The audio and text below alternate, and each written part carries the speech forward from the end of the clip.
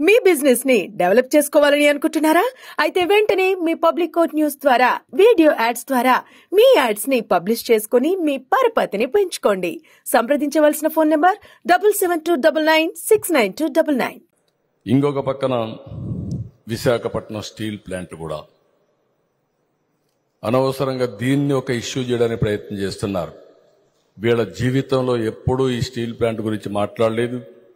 ఇంత మునుపు కూడా విశాఖపట్నం స్టీల్ ప్లాంట్ ఇదే మరికి ఇబ్బందుల్లో వస్తే ఆ రోజు కాపాడింది వాజ్పేయి గారి గవర్నమెంట్లో ఎన్డీఏ ప్రభుత్వం.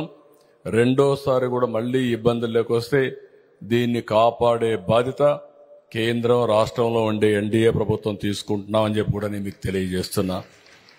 నిన్న కూడా మాట్లాడాను. అంత మునుపు కూడా ఒక మీటింగ్ పెట్టుకున్నాం. మొన్నే ఒక 500 కోట్లు రిలీజ్ చేశారు.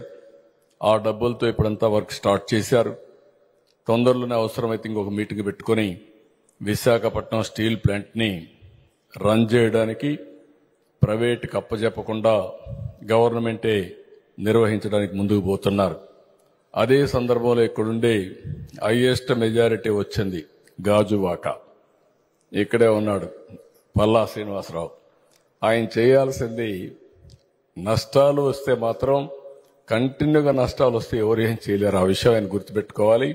మన కార్మికులు కూడా మనం మోటివేట్ చేయాలి.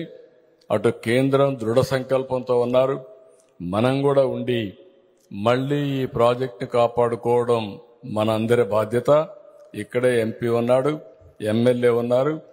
విశాఖపట్నం ఎమ్మెల్యేస్ అంతా కూడా ఒకటి గుర్తుపెట్టుకోవాల్సిన అవసరం ఉంది.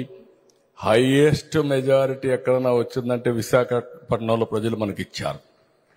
అన్ని జిల్లాల కంటే కూడా అది కాపాడుకుందాం.